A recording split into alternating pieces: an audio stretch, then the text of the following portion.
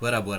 I'm Matthew Msengati, the designer and developer. Welcome to my YouTube channel, Coded Design, where I teach coding and user interface design. Today, I'm starting a new course called Conceptual OOP in PHP. What is it? It is object-oriented beyond classes and object. Why conceptual object-oriented programming? When I first studied or learned about object-oriented programming, obviously I memorized it. I only took what I was given. For instance, you have got a class and you create an object from a class. There are abstract classes, there are interfaces, and also there is inheritance. But that didn't it was not drilled into my mind in depth as to what's going on in object-oriented programming. So in this course, Conceptual Object-Oriented Programming, I'm planning to explain in detail conceptually what's going on within object-oriented programming so that you can go and apply it practically, be it maybe PHP, Java, or even C#.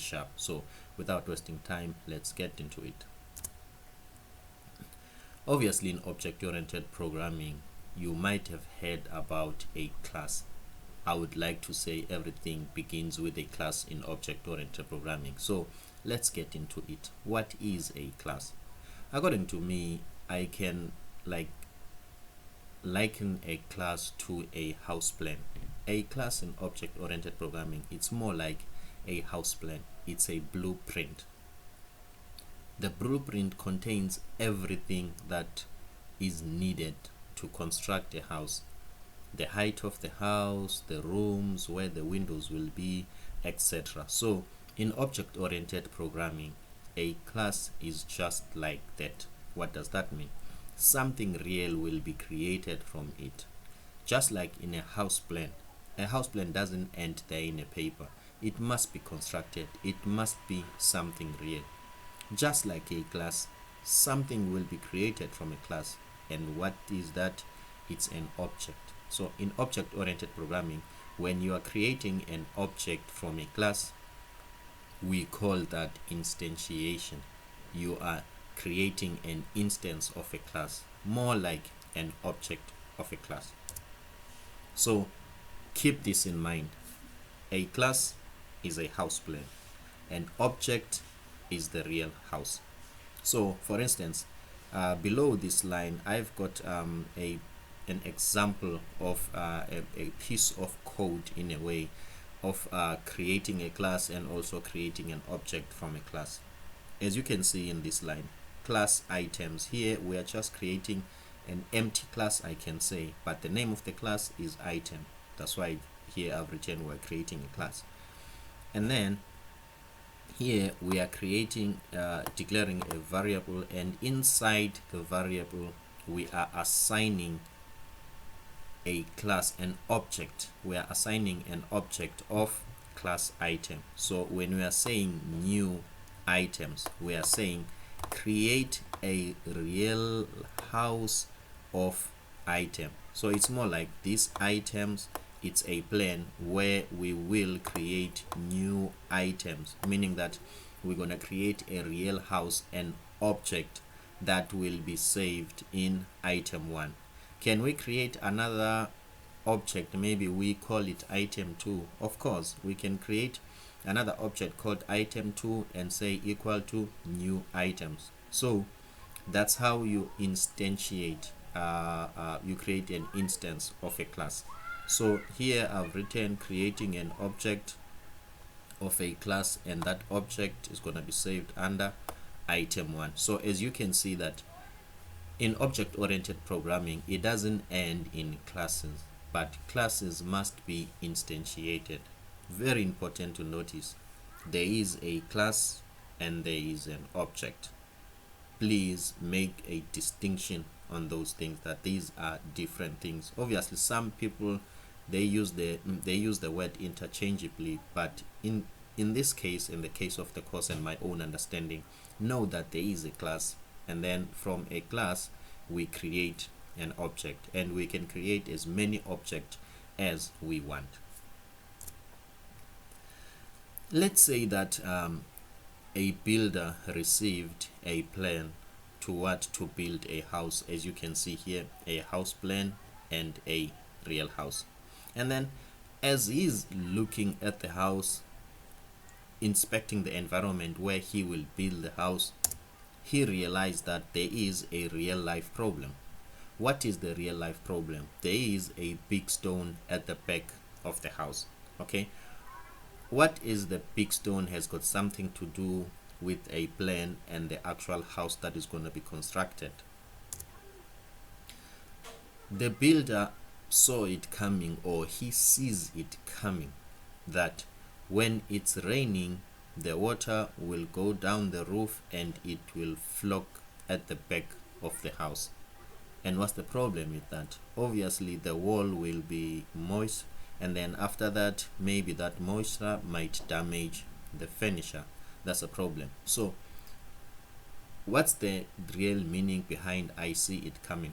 In object-oriented programming, as much as it looks like it's a certain way of coding or coding style or a certain coding paradigm, a certain way of thinking, but however, the large part of it and the essence of it, or somewhat important part of object-oriented programming, you have to see things coming. For instance, when we're creating a new application or a new class, let's call the class item, or let's call the class application. In terms of solid principle, the O for open close principle in solid states that a class must be open for extension but closed for modification. So it means that while you are creating and constructing a class, you must think ahead. You must know that at some point you will need to extend that class. So that's why I've written here I see it coming. So meaning that I'm standing as a position of a builder, seeing something that is coming. So the builder saw it coming, or he sees it coming, that the rain will be a problem. So he must think of the solution. Obviously, let's say he asked John, his friend, and share the problem, and they discuss, and then they come up with solution number one. John said, okay, let's flip the whole plan, the whole house, so that the slope of the roof can point to a different direction, so that when the rain falls, it can move down the opposite direction and it goes.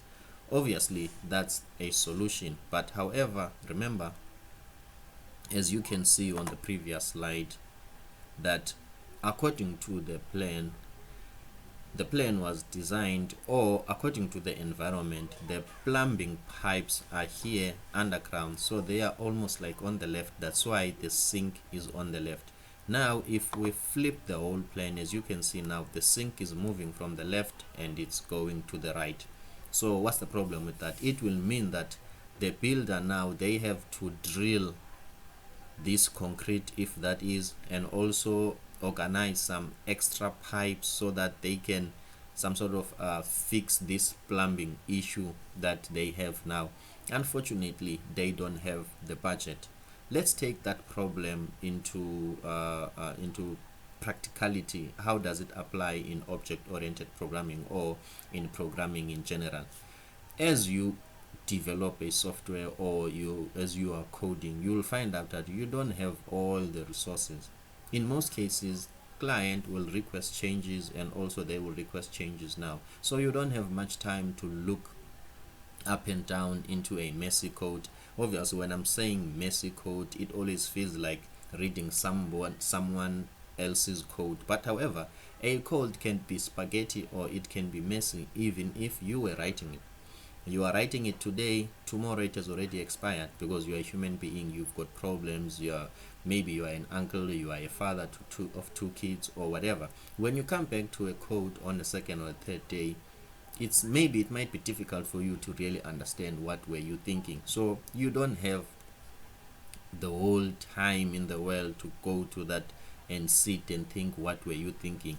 Just like these guys here, which they don't have enough resources to buy some new pipes and to extend and to do all that. The problem that they are encountering, it's very, very similar to the software development problem. You don't have all the resources, so it's better to create your object in a certain way and adhere to certain principles so that it can be easier and simple for you to maintain or to add some changes and features into a code. So now they decide that, okay, fine, what we must do, let's keep like the orientation or the house as it is, the house plan. The only thing that we're gonna change the roof.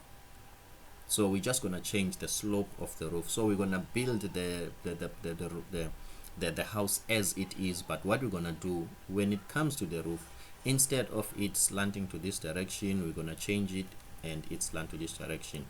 And there it is, boom, a simple clean problem. We've got we can say from the original plan we've got a version 2 of the plan. However, version 2 of the plan doesn't require the guy who was building a plan to redraw the plan. So into the future, whenever they encounter the same problem, they will just say that, okay, fine, we've opted for version 2 of the plan. They are not going to change the plan, they're going to keep it as it is, but as soon as they encounter the same problem, they're just going to use version 2 of the plan. How does that relate to object-oriented programming? Inheritance in object-oriented programming solves the same problem, or it's a technique or a mechanism for the same problem. Note this, same difference, meaning that it's the same plan, but the slope of the roof is different. So same difference. Just like in object-oriented programming, you've got this class item, let's say, but however you've got many items, and these items, they differ maybe in little things or in minor detail.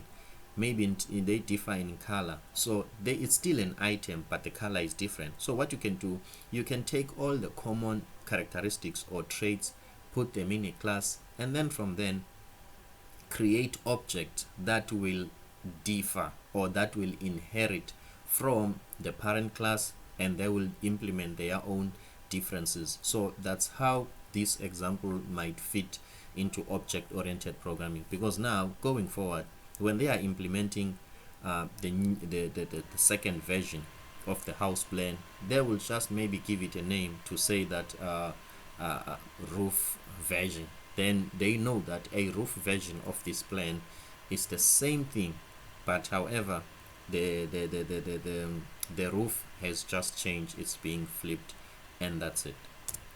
So object-oriented programming, what it is in my own terms and understanding. Object-oriented programming is clean. What do I mean by that? If you adhere to object-oriented programming principles and also getting into object-oriented programming, you will write a clean code. If somebody understands object-oriented programming, it will be easier for them to read your code. Object-oriented programming is extensible. It's easier to extend object-oriented programming. As I've mentioned, the open-closed principle from solid principle.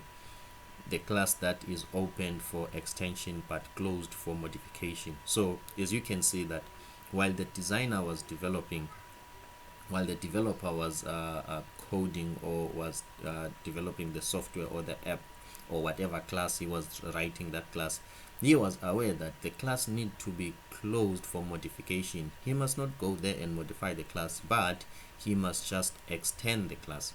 It's more like in general in most softwares, it's more like a plug-in, something that you just put in there and then you are good to go. And then maintainable, OOP is maintainable. So when we talk of object-oriented programming, we are not just talking about animal class and a cat class that inherits from animal. We are talking about a code, an overall code that is maintainable, something that it's easy to maintain. It's not spaghetti. It's not some sort of a group of instructions in one class, in one module, where you get a fragile code where if you change something the whole code breaks. So it must be maintainable. Object-oriented programming will improve the quality of your code. Object-oriented is efficiency. if you adopt the object-oriented programming of doing things, you will be efficient. As I've mentioned before, that there are some solutions to problems that have occurred before, like in design patterns. So if you understand object-oriented programming and you understand design patterns very well, then you can just take that way of thinking about object-oriented programming and also implement it into your own problem. For instance, a singleton, that some classes must not be instantiated. For instance, you must just have that one class, you create it once, instantiate it only once. So you're not going into your code gonna instantiate it again, because you are making you are using a lot of resources by some sort of creating it. One example of that might be connecting to a database. Connecting to a database takes some time, and also it takes some resources. So it will be best if you can create a class that connects to a database, a singleton, so that it can be instantiated once into the entire app or into the entire request of that time. So in this course, I'm gonna teach you how to do functional OOP. Like, I'm gonna teach you functional object-oriented programming. What do I mean by functional object-oriented programming? Functional object-oriented programming is the one that is backed up by good programming practices, solid principle, and design pattern. So it's not just about creating a class and instantiating it and that's it. But when I read through your code, I must see that it's efficient, it's extensible, and also one thing that you might miss, because it's not something that people talk about it a lot, it's a traceable code. Can I read through your code even if it's like 6,000 lines, but can I read and understand each and every step? Meaning that you started here, you are calling this function. From this function, you are creating this object. From this object, you are creating another object. From here, you are injecting dependencies. Can I trace that up until I see that? That's why your code is giving us this output. So I will teach you here functional object-oriented programming. Now this is the end of video number 1. Then I'm gonna go to video number 2. Video number 2 is gonna be from concept to concrete. Now that you've got a conceptual understanding of object-oriented programming, we're gonna be concrete. We're gonna open Visual Studio Code, and then we're gonna type code, and then we're gonna take all the things that we have talked about here into practice, into practical, so that you can grasp and understand them. Otherwise, for me, Nakim Singati, the designer and developer, that was it. If you feel like this video has added value into your overall understanding of object-oriented programming, please subscribe.